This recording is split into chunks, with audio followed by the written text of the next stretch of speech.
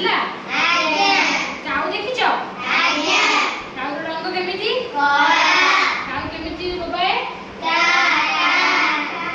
ଆଜି ଗୋଟେ କାଉ ଉପରେ ଗପ ଶୁଣିବା କାଉଟିର ନାମ ହଉଛି ବୁଧିଆ ଦାମେରା କାଉ ଦେଖ କାଉ ରଙ୍ଗ ଏମିତି କାଉ ରଙ୍ଗ କୋଉଟା କାଉ କାଉ ଉପରେ ଦାମେରା କାଉ ଉପରେ ଗପ ଶୁଣିବା ଗପ କହୁଛି ଦାମରା କାଉଟା କାଁ କାଁ ହୋଇ ଏ ଘର ଚାଳରୁ ସେ ଘର ଚାଳକୁ ଉଡ଼ି ବୁଲୁଥାଏ କାହା ଘର ଅଗଣାରେ ମୁଢ଼ି ରୁଟି ଟୁକୁଡ଼ା କିମ୍ବା କିଛି ଖାଦ୍ୟ ପଡ଼ିଥିବାର ଦେଖି ଚଟ୍ କରି ଥଣ୍ଟରେ ଚାଳକୁ ଉଡ଼ି ଯାଇଥାଏ ଓ ସେଠାରେ ବସି ଖାଏ କାଉ ଯଦି ଆମ ଚାଳରେ ପଡ଼ିଥାଏ ରୁଟି କି କ'ଣ କାଉ ଥଣ୍ଟରେ ଧରି ଉଡ଼ିଯାଏ ନା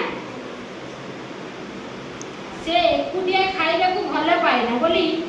ଖାଇବା ଜିନିଷ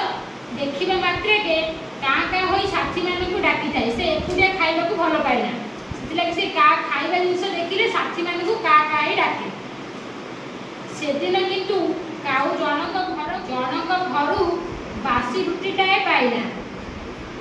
ମହା ଆନନ୍ଦରେ ଚାଳ ଉପରେ ବସି ଏକୁଟିଆ ଖାଇବାକୁ ଲାଗିଲା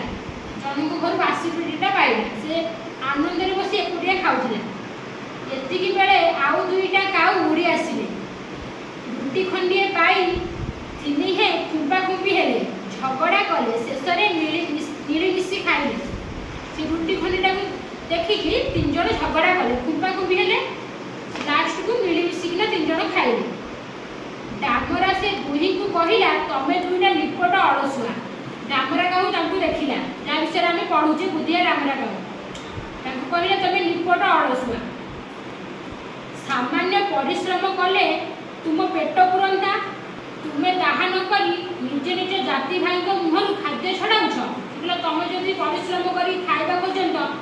ତାହେଲେ ତମ ପେଟ ପୁରନ୍ତା ତମେ ନିଜ ନିଜ ଜାତି ଭାଇଙ୍କ ମୁହଁରୁ କାହିଁ ଖାଦ୍ୟ ଛଡ଼ାଉଛ ସେ ଘର ଯଦି ଉଡ଼ି ବୁଲନ୍ତ ଦେଖନ୍ତ ଶିଶୁମାନେ ଅଧା ଖାଦ୍ୟ ଖାଇ ଅଧା ଫୋପାଡ଼ୁଛନ୍ତି ଯଦି ଏ ଘର ସେ ଘର ବୁଲିକି ଦେଖନ୍ତ ଅଳସୁଆ ନ ହୋଇ ଯଦି ଛୋଟ ଛୁଆମାନେ ଖାଉଛନ୍ତି ଅଧା ଖାଦ୍ୟ ଛାଡ଼ୁଛନ୍ତି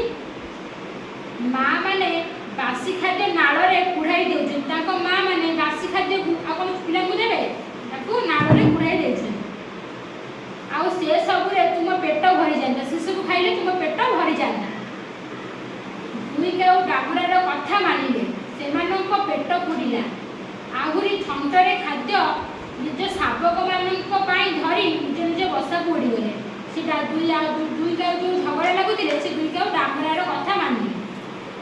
ସେ ବୁଲିବାଲି ଖାଇଲେ ତାଙ୍କ ପେଟ ପୁରିଲା ଆଉ ଖାଇସାରିଲା ପରେ ଖାଦ୍ୟ ତାଙ୍କ ଶାବକ ପାଇଁ ନେଇଗଲେ ତାଙ୍କ ଘରେ ଯେଉଁ ଛୋଟ ଛୁଆ ଅଛନ୍ତି ତାଙ୍କ ପାଇଁ ଛୋଟ କାଉ ଅଛନ୍ତି ତାଙ୍କ ପାଇଁ ନେଇଗଲେ ଆର କିଛି କ୍ୱେଶ୍ଚିନ୍ ପଚାରିବି ତୁମେ ଆନ୍ସର କହିବ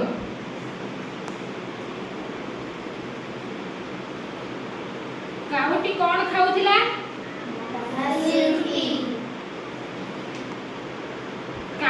କାଉ ଦୁଇଟିକୁ କିଏ ଆସି ବୁଝିଦେଲା